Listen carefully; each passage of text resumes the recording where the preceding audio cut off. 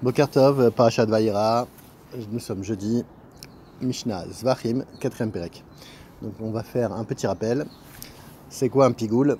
Le pigoul, c'est avoir une mauvaise intention de manger ou de faire la combustion d'un sacrifice pendant qu'on fait les 4 avodas, principales qui sont donc la shrita. Je fais d'égorgement, Kabbalat Adam, je prends le sang et je le mets dans un keli. Olacha, avec ce keli, je vais jusqu'au misbéach, jusqu'à l'autel, et ensuite, zrika, j'asperge le misbéach avec du sang. Donc c'est les 4 avodas. Donc si j'ai une mauvaise marchava, j'ai une mauvaise pensée de pouvoir le manger le lendemain ou de le faire une combustion le lendemain, etc., en dehors du temps imparti, il y a pigoul avec karet. Et maintenant, si c'est une mauvaise intention de le manger dans un autre endroit, par exemple de le manger à Haïfa ou en dehors de la Hazara, il y a pigoul, mais il n'y a pas karet. Première Mishnah. Alors, Bet Shammai omrim kol anitani mal mizbeach achitson she'im natna matana achat kiper. Donc, Bet Shammai nous dit qu'une seule matana, c'est-à-dire qu'une seule, on va mettre du sang sur le coin du misbéach, on va asperger sur l'autel extérieur. Normalement, il en faut 4 ou 2. Mais Bet Shammai nous dit une seule suffit pour avoir la kapara, donc pour avoir une expiation avec son khatat.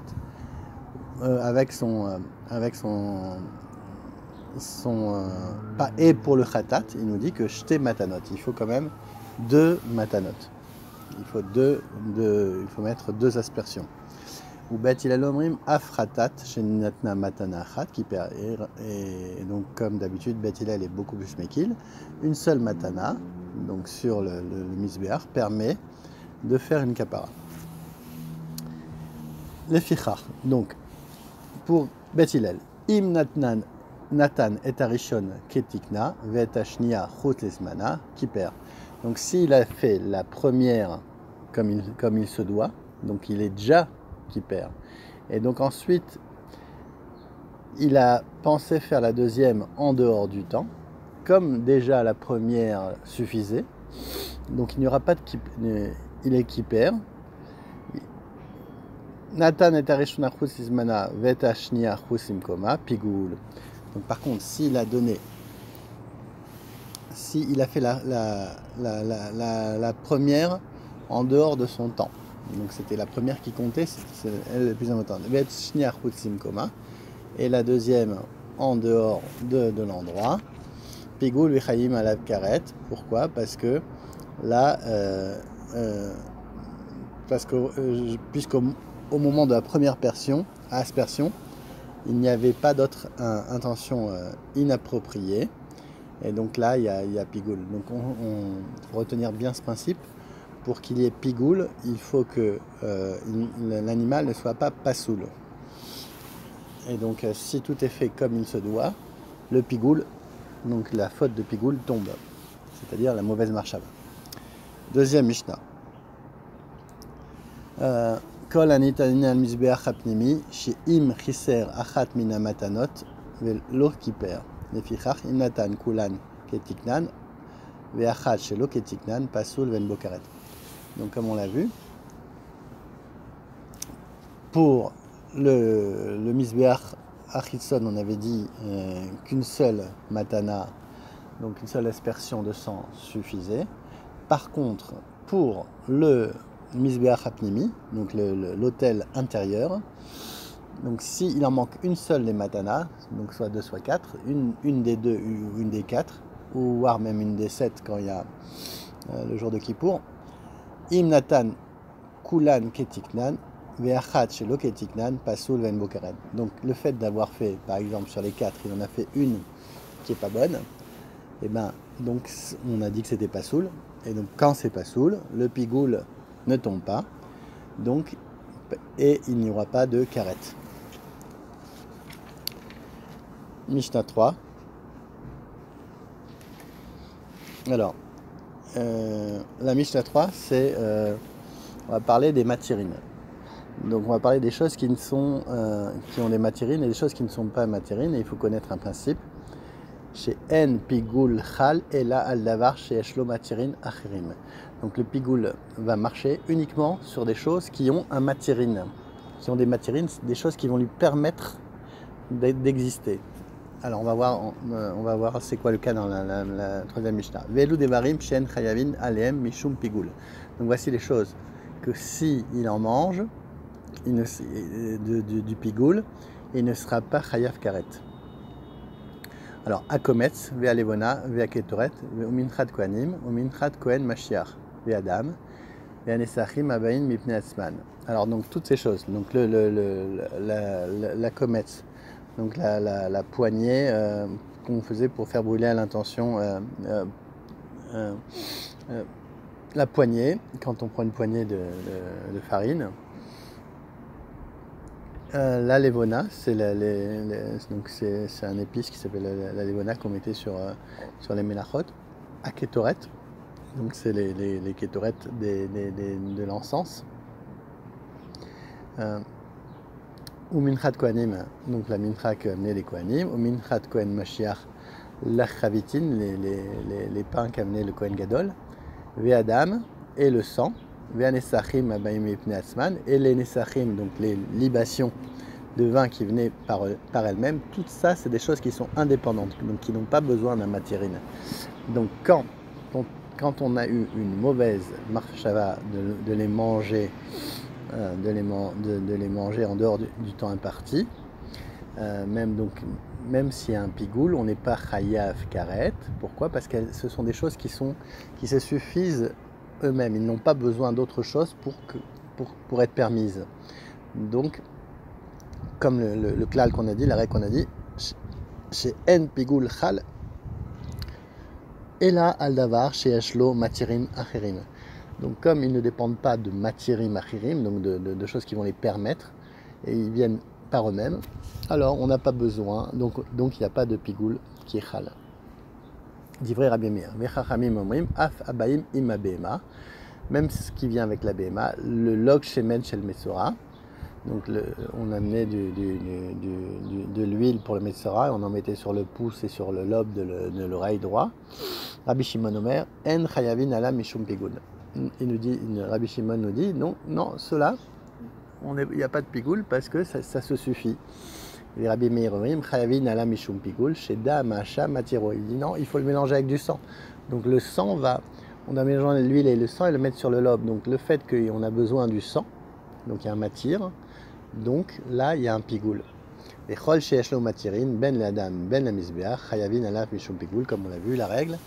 Et donc toute chose qui a besoin qui a des matirines, donc des choses qui vont lui permettre d'être fait, alors il y a pigoul. Mishnah Arba. Aola dama matir et abesara, la misbeach veora la kohanim. Donc pour une ola, donc un sacrifice qui est complètement où on fait la combustion totale, le sang va pouvoir permettre d'approcher la viande, les mourim, les membres sur le misbéach et la peau pour les kohanim. Donc on voit que le dam est un matir pour la viande et pour la peau. Ola taof, donc le hola des volailles, son sang va être matir et bessara la misbeach. Il va permettre au sang, il n'y avait rien qui était consommé dans le hola taof, il était complètement combustionné, et donc le sang, le fait d'avoir fait la dispersion de sang va permettre de tout mettre l'oiseau sur le misbeach. Khatat à off, maintenant, en général il est mangé par les kohanim. Le dam, donc quand on va faire l'aspersion, ça va permettre et Bessaram la kohanim de manger pour les kohanim de la chair du off. Pareil, manisrafim, vous savez manisrafim, dalman matirim et tamouren, les karev. Donc la vache qui était brûlée et le seir aussi, leur sang va permettre d'amener les membres à être amenés sur le Mizbeach. Rabbi Shimon Omer, Kol she'eno al ha-Mizbeach ha-Chitzon, keshlamim, en chayavim ala mishum pigul. Donc Rabbi Shimon nous donne un principe que chaque chose, on est exempté de la peine du pigoul, car le sang des sacrifices qui est aspergé sur l'autel intérieur, la loi du pigoul se déduit des sacrifices shlamim, et elle concerne seulement ceux dont le sang est apporté comme eux sur l'autel extérieur. Alors, Mishnah He, Kodshe Nochim, un sacrifice d'un goy. En Chayavin Alien Mishum Pigul Notar Vetame. Donc le Tanakama nous dit que pour le sacrifice d'un goy, il n'y a pas Pigul, il n'y a pas le notar, c'est-à-dire si on mange, si on le laisse au-delà d'un temps imparti, et si un tamé en mange. La shokhatan par chutz patour. Et même si on fait la shrita bachutz, on n'est pas tour. Divrei Rabbi Meir. Donc ça c'est pour les sacrifices d'un goy. Rabbi aussi mechayav. Non, Rabbi aussi nous dit non, le sacrifice d'un goy, c'est comme le sacrifice d'un juif. Et tout est chayav. Des varim shen chayvin la mishul pigoul, chavin la mishul notar. Il dit non, ils peuvent être. Il n'y a pas peut-être pas de pigoul, mais par contre il y aura notar, donc on n'a pas le droit de les laisser attendre. Mishum tamé, un tamé n'a pas le droit de manger. Chutz minadam, en dehors du sang. Rabbi Shimon Bedavar chez Darkan Nechol. Il dit non, il faut que ça soit quelque chose qui pour que le pigoul tombe ou que ces choses tombent, ces avérot tombent, il faut que ça soit quelque chose qui soit mangeable. Aval haïsim vea levona, par exemple le bois et la levona, donc qui sont la levona, on a dit que c'était un épice qu'on mettait sur les kétorettes, sur les menachot, sur les pains. Vea kétoret, ce sont des choses, l'encens, ce ne sont pas des choses qui sont mangeables. Ve'en chayavin alein mishum tuma. Et donc même si un tamé en mange, c'est comme s'il n'avait rien fait, puisque c'est des choses qui ne sont pas mangeables. Leshem shishat varim, Mishnah shesh, 6e Mishnah. Leshem shishat varim, azevar nizvar. Donc sur 6 choses, on a le droit de faire la shrita. Et il faut une intention requise. Alors, Leshem Zevach, Leshem Zoveach, Leshem Hashem, Leshem Ishim, Leshem Reach, Leshem Nichouach. Alors, il faut qu'il y ait une intention pour le sacrifice en question, donc que ce soit un Khatat, un Hacham, un Nola ou un Shlamim. Il faut qu'on ait l'intention de le faire à l'intention d'un propriétaire, pour Hashem, pour le brûler sur l'autel, pour qu'il répande une bonne odeur, et pour que ça soit agréable à Dieu, Nichouach. Maintenant, Ve'achatat ve'hacham, donc les sacrifices d'expiation de Chatat ve'hacham, les shem chet. Il faut aussi penser à la faute qu'on a fait. Amar Rabbi aussi, af misheloaya belibo leshem echad mikol elu kasher. Rabbi aussi dit non, même s'il n'a pas fait avec toutes ses intentions, ça reste kasher. Chez Utnai Beddin, parce que c'est une condition du Beddin. Chez En Amarshava, Olechet et la Achar Over, que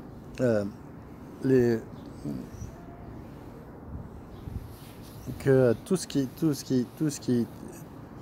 va, c'est par rapport à celui qui est fait. Donc donc Rabbi aussi nous dit que même le sacrifice reste valable, même si l'animal a été égorgé sans les intentions requises. En effet, sachant que l'intention de celui qui effectue les rites sacrificiels et non celle du propriétaire, donc c'est le Kohen qui est important, c'est l'intention du Kohen et non celle du propriétaire qui est déterminante. Les sages lui ont demandé de dégorger l'animal offert en sacrifice sans aucune intention, de peur qu'il en arrive à le faire avec une intention inappropriée. Donc on n'a pas contraint le Kohen de le faire